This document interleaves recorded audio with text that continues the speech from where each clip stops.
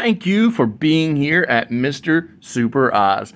This video is going out, and this channel only exists because I, Oz, founded Gamble Comics, which first release was Everlasting Survivors, a 68-page graphic novel called All Day Long. Available now. Follow the link in the description that will take you to gamblecomics.com. While there, you can get hats, shirts, posters, much more, but most importantly, the story itself. Coming soon from Gamble Comics, BC Brute.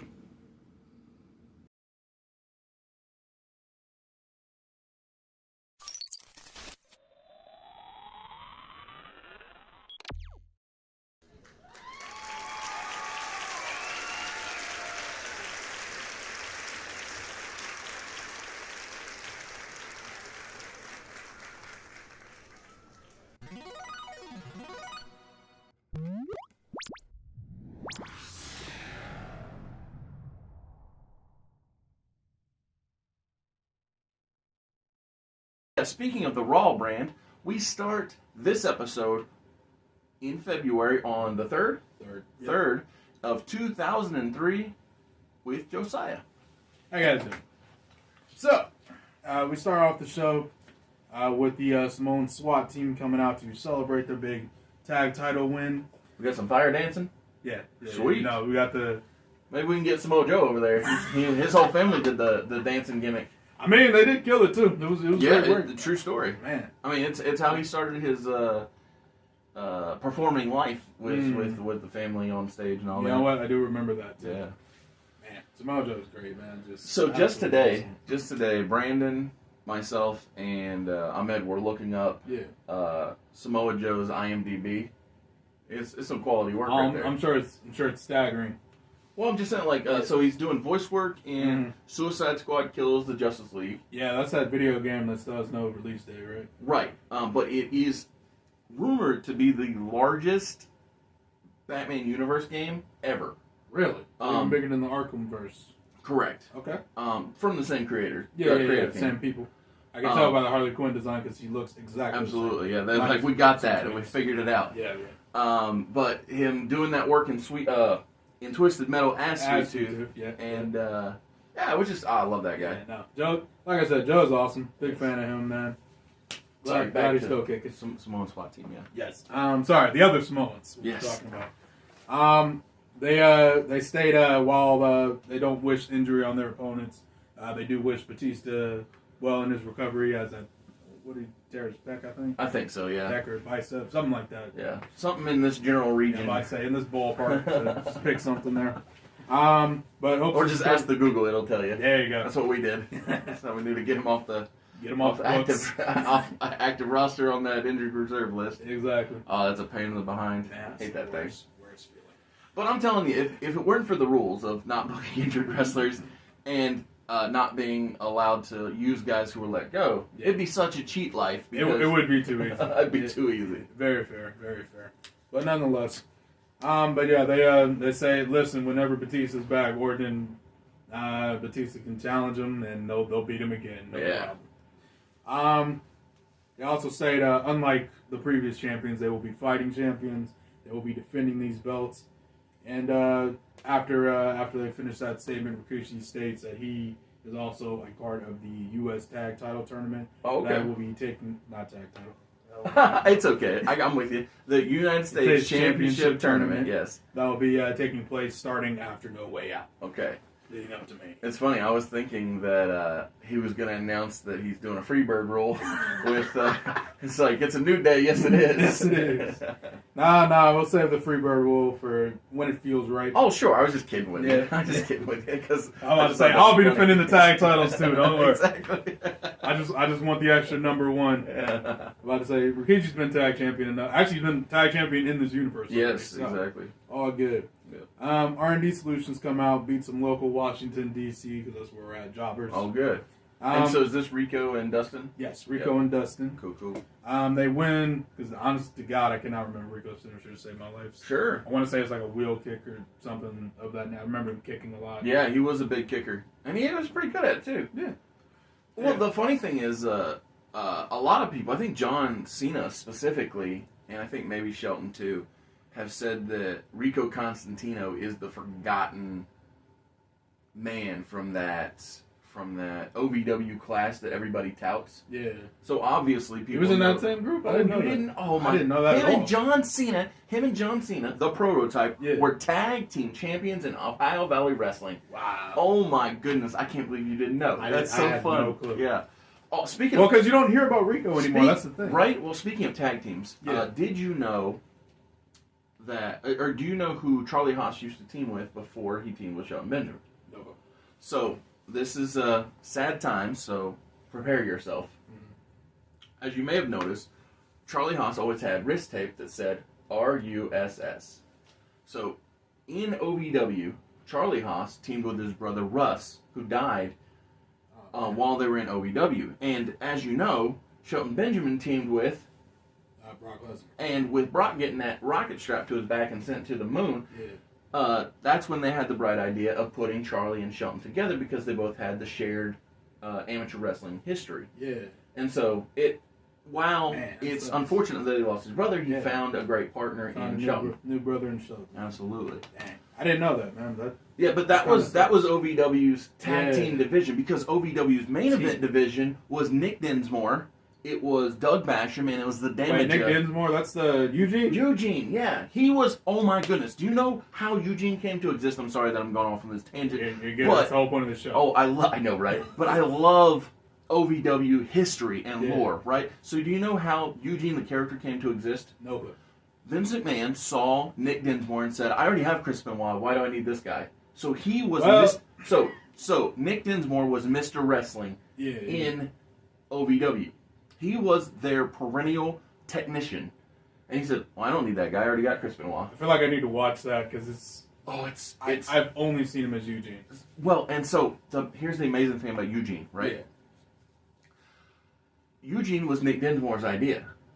Really? He made the pitch to Vince that... Smart, yeah. Vince is the only person able to prove that. So he said, maybe I can be an inspiration to those that want somebody to look up to.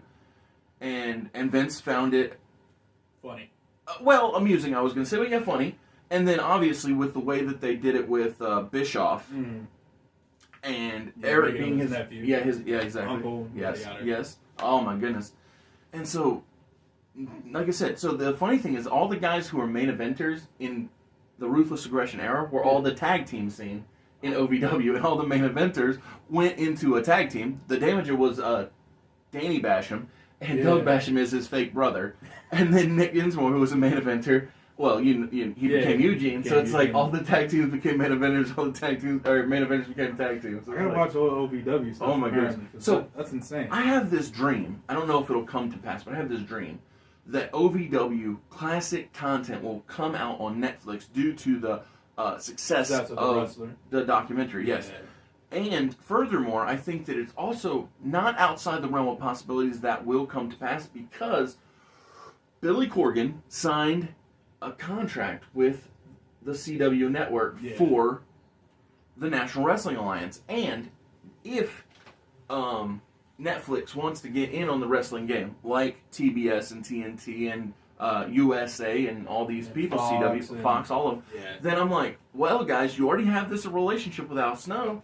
Come on. And you have basically a guaranteed viewing audience when you put up Dave Bautista, when you put up Paul White and John Cena. Now, granted, he's called the prototype, but all these we know their faces. Yes.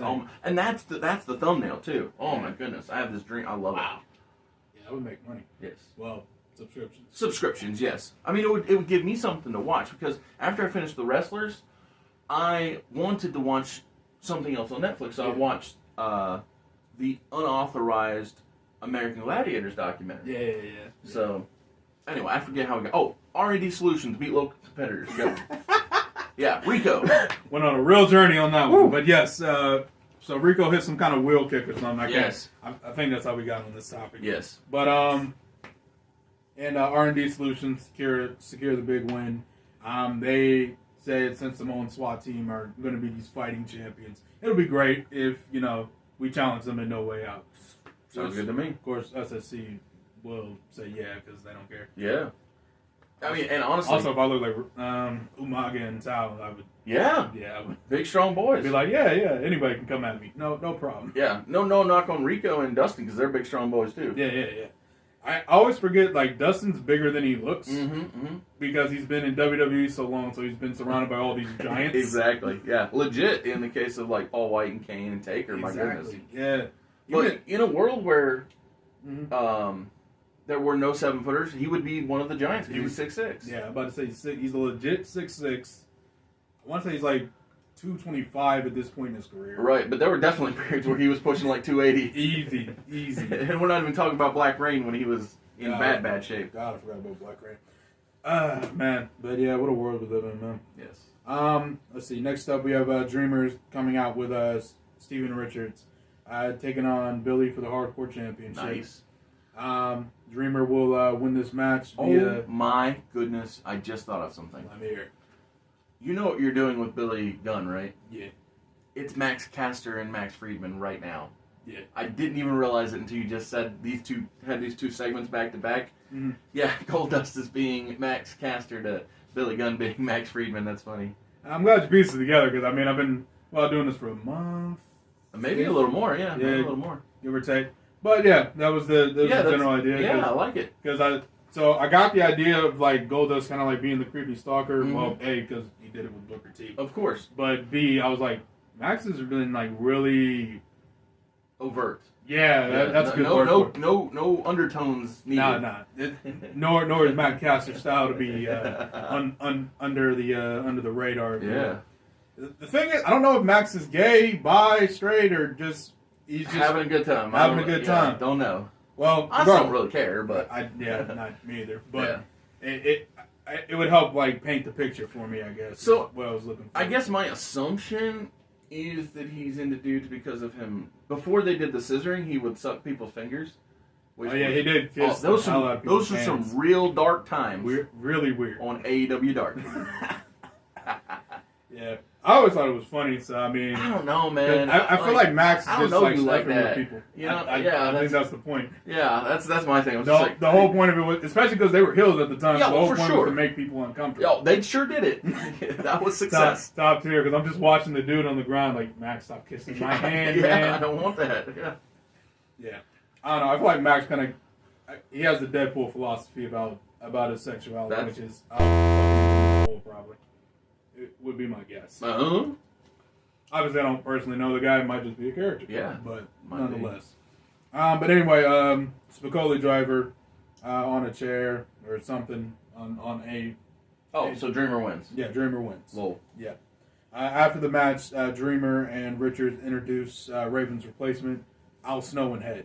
So they pick up 2 members. Oh, I like that. For the price of 1. That's fun. But they join the new incarnation of Hardcore Vice, Sure. Hardcore Legends, etc. Yeah. Go to a commercial break. Ooh, can I add the name Legendary in front of Hardcore Vice? Legendary Hardcore Vice. Yeah, I can work with that. Yeah. So there was this period of time where Star-Lord had a comic run, and it was called the Legendary Star-Lord.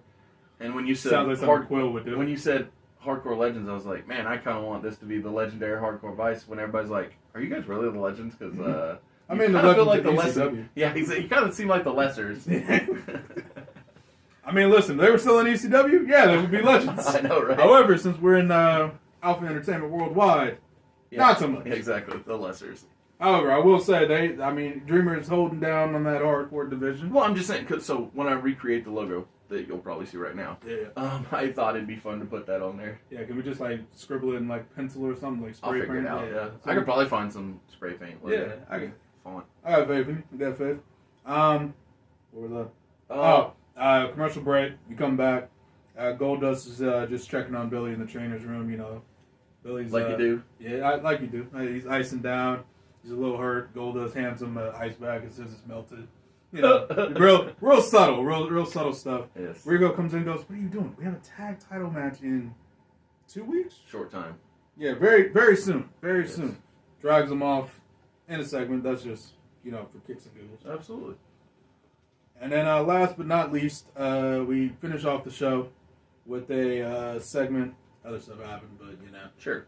The important thing is Eric talks about the 12-man U.S. title tournament.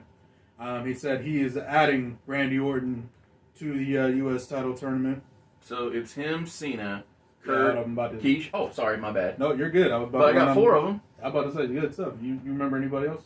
That's it. I think that's it. Yeah. All right. I might if I try hard, but that looks good. Go Yeah. for it. All right. So the tournaments will be. So you already said Keish. Perfect. Kurt, Shawn Michaels, Okay. Billy Gunn, All right. Rico. Yep. Rob. Rob Van Dam, I missed him. Yep. Rob Van Dam, Orton, who we just Yep. added. Hardcore Holly, Okay.